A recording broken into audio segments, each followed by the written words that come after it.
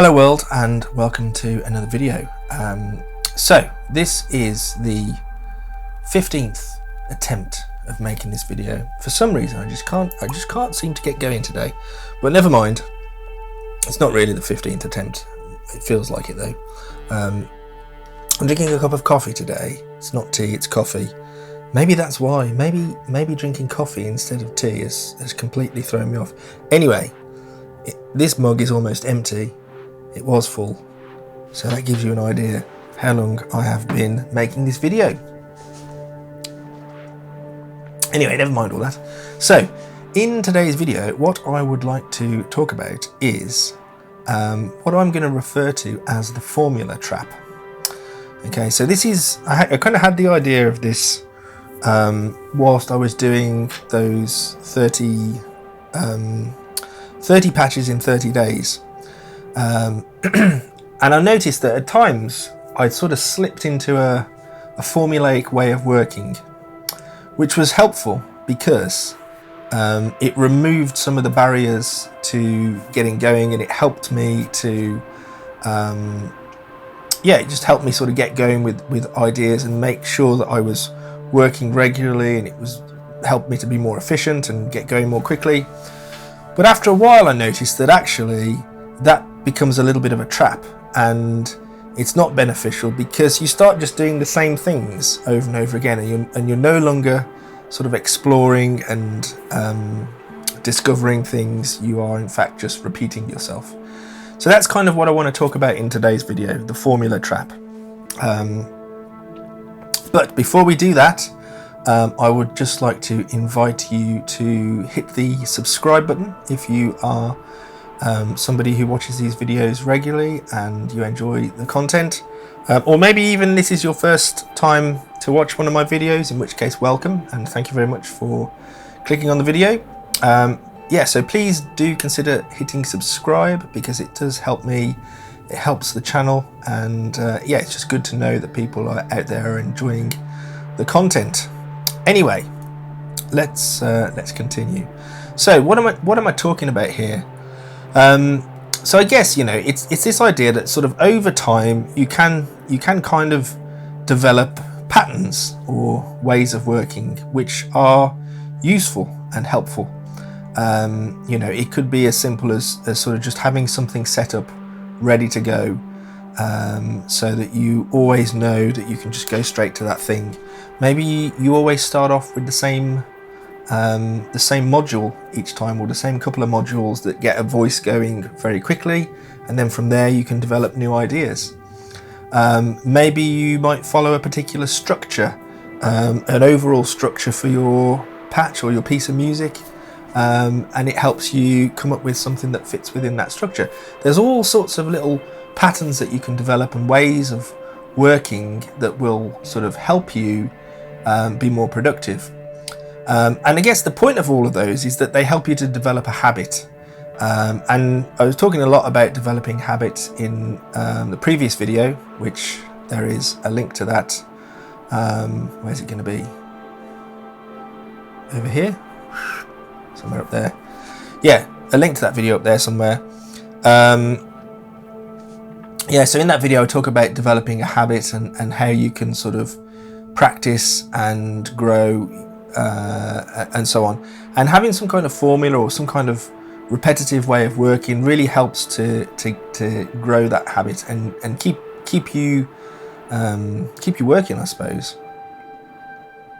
But over time you will find that thing that helped you, that was beneficial, that saved you time or stopped you from procrastinating, over time that will excuse me, it will sort of rob you of your creativity, and it will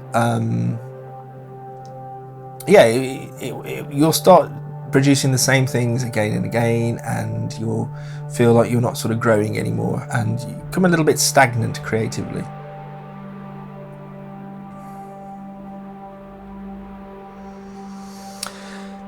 And I guess all of these things, they do sort of develop, maybe they can develop kind of unintentionally, and it's a little bit like the muscle memory of learning a scale. As you do certain things over and over again, and you start to realize that you need to repeat things over and over again, it becomes second nature, and you don't really think about it. And before you know it, you've got a well-oiled routine that leads you to producing a finished piece of work, or a finished patch, or whatever it might be.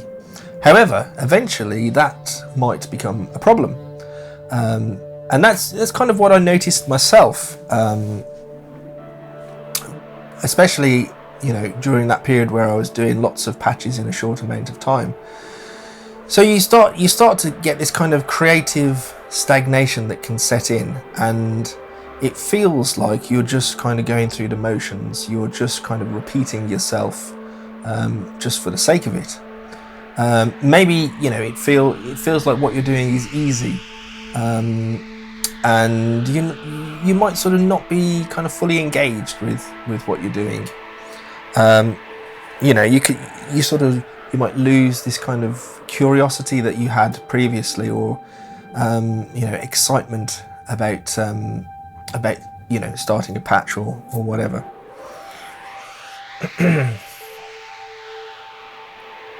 And I guess there's this kind of sense of we have the phrase, if it ain't broke, don't fix it. And so there's this kind of like fear of change, that maybe you just need to keep that pattern going, and everything will be okay. Why alter what you're doing if you're continuing to produce music at the end of the day? And I guess this is, you probably see this in certain bands, perhaps. It's often a criticism of bands once they reach a certain point in their career, that they've become formulaic and they just kind of churn out the same thing over and over again. Every album starts to sound very similar. And the bands that kind of sound the most interesting, or perhaps have the longest careers, are the ones that do sort of challenge themselves and try and do something different and something new. Not always successfully, maybe, or commercially successful, but that's kind of the interesting thing about it, is that they do at least have the courage to try and do something different and try and do something new, and not be sort of trapped by the fear that says, well, we've got this formula of how to write songs, how to produce an album, let's just stick to it.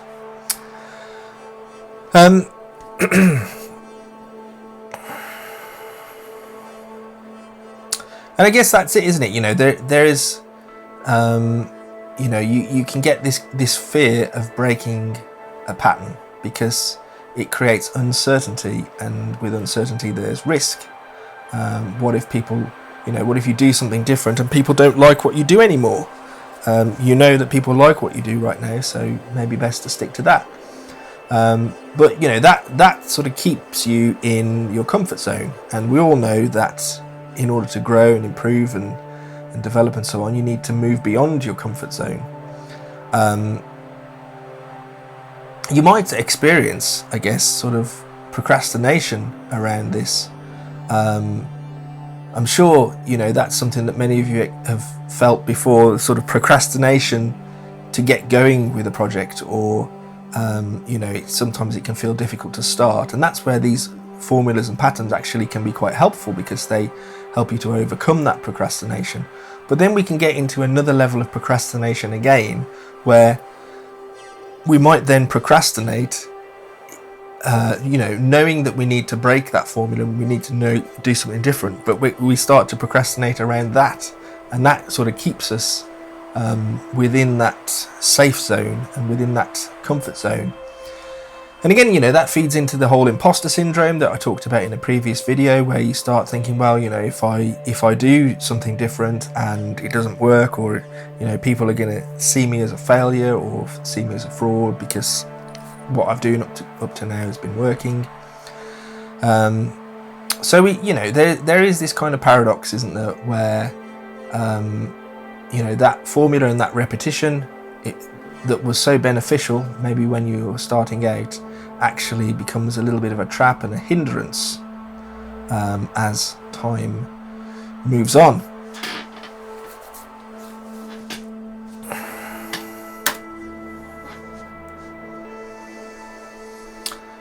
So what are some of the signs that you need to kind of look out for? Because it's not always obvious. But what are some of the signs that you need to look out for that are telling you that you maybe have fallen into this kind of formula trap, and it could be time to think of a new way of doing things? Well, I guess the first thing is maybe boredom. If you are bored with what you're doing and it no longer excites you, then perhaps that is because you have become slightly formulaic and you're just repeating the same things over and over again.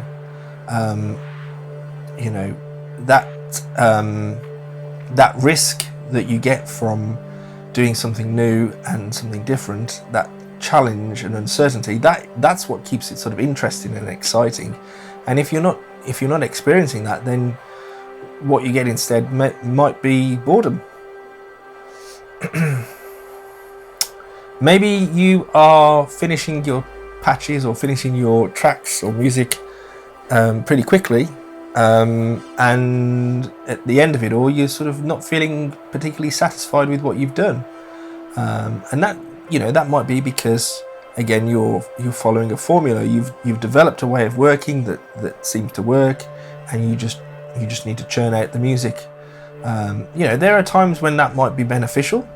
If you need to produce a lot of music in a short space of time, perhaps somebody who's working to produce music, sort of library music or that kind of thing, where it's going to be beneficial to have lots and lots and lots of pieces of music that sound very similar that other people can use in their projects and so on.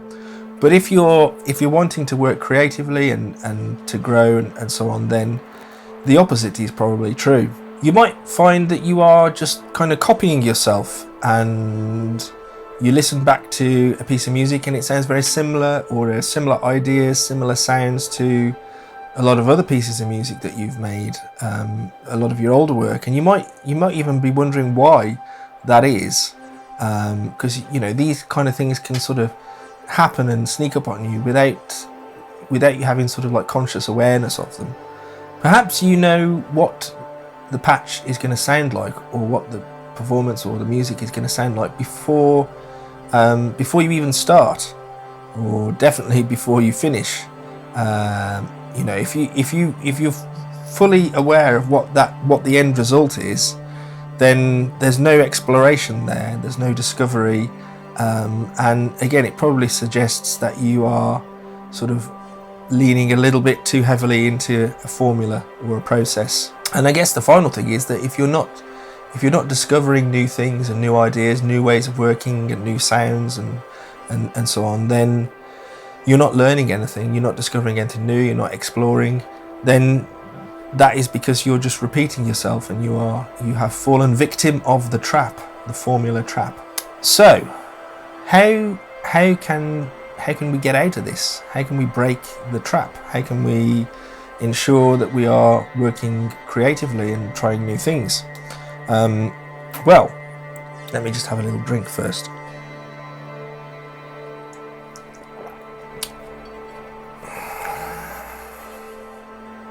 It's lukewarm. In fact, it's probably more tepid now. Tepid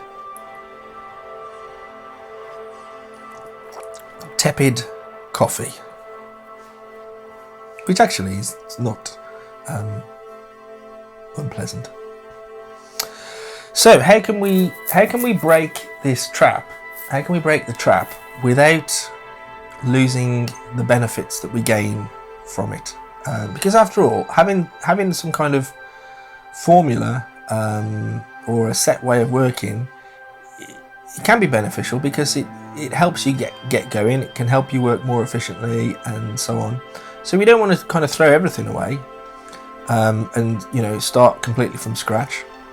But there are probably things that you could try and do that are going to help you to break the formula a little bit. And I guess ultimately it's going to be anything that is different, and anything that makes you feel a little bit uncomfortable. So in the past I've spoken about sort of limitations and setting yourself a sort of creative limitation or constraint.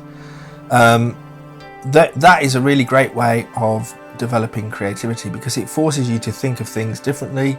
When you've got less choice and less options, you have to kind of think cleverly about what you're doing, and you might come up with ideas that you would never have thought of had you got all the options and choices that are usually available to you. So that's one thing you can try, is to kind of set yourself a limitation of some sort, and that could be, you know, just working within a set number of modules, or it could be working within a set kind of style, or you could say, all right, I'm not going to use any of this type of module, or I'm not going to do this, I'm not going to do that. You know, something that's going to stop you from, you know, set a little rule that's going to stop you from doing something that you kind of guilty of falling back on from time to time. Other things that you might try. So if you find that you always create a patch and perform it in a certain way, and it follows a certain structure from start to finish, maybe instead of starting where you would normally start, maybe try starting with where you would finish. Try starting at the end and working backwards, and see if by working in reverse you come out with different ideas or different ways of working. And then of course there's good old randomness. You know, anything that gets a little bit of randomness into your patches, and that could be, you know, randomness from the modules themselves, or it could even be something as simple as I don't know, casting a die, you know, to make decisions. That might not always work out that great, but it could be quite interesting as well, to use some kind of external randomness to generate decisions for you about what you do next. As I say, anything that's going to push you to a certain level of uncomfortableness is going to be beneficial, and is going to help you to break out of these formulas and patterns. And it might be something that you know you kind of need to intentionally work at, and you might need to sort of set aside for yourself a time, and you say, right, this is the time where I'm actually going to intentionally try and do something uncomfortable and strange and new that I've never done before. And from, you know, those sessions, hopefully, interesting discoveries and explorations will come about. So I guess just to sort of sum up a little bit, you know, these formulas and patterns there's a reason why we have them. They are useful. They help you, or they probably helped you in the beginning to get going. But really, in terms of sort of growth and development, that doesn't start until you begin to question these formulas and sort of try and, you know, poke little holes in them. And many of the sort of greatest moments in, I don't know, musical history have probably come about from from questioning established ideas. You know, and I'm thinking, I don't know, the thing that pops into my head initially is you know, Bob Dylan using electric guitar at whatever folk festival that it was. You know, I'm sure if we chart back through musical history, and I probably should have, you know, thought of some examples before I started the video, because I've gone completely blank now. But there are lots of you know, there are lots of examples of musicians and artists intentionally breaking a formula in order to try and you know, do something new and interesting and creative. Another example that pops to mind would probably be like Radiohead and Kid A. You know, they sort of reinvented themselves a little bit to a certain extent with Kid A and Amnesia. You could see that they were kind of going in that direction. I'm not going to get into a whole Radiohead thing now, but yeah, I'm sure people will let me know in the comments some examples of you know, musicians that have broken their own formula and gone on to greater things.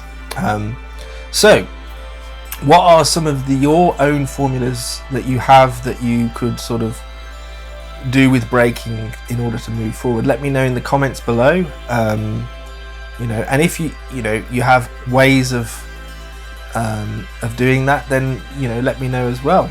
At the end of the day, you don't need to worry. I think we don't need to worry that if you have these patterns and formulas and you break them, that you're going to lose any of your sort of musical identity or your musical voice or anything like that. It just kind of means expanding what you already have, and expanding your musical palette into new areas. So I would encourage you to go out today, or whenever the next time you sit in front of your synth, and try and do something different and new. Try and break a pattern or a formula that you have and see what happens, and then let me know in the comments. Okay, so I think that's probably about all that I'm going to say on that for today. So thank you very much for watching and sticking with the video until the end.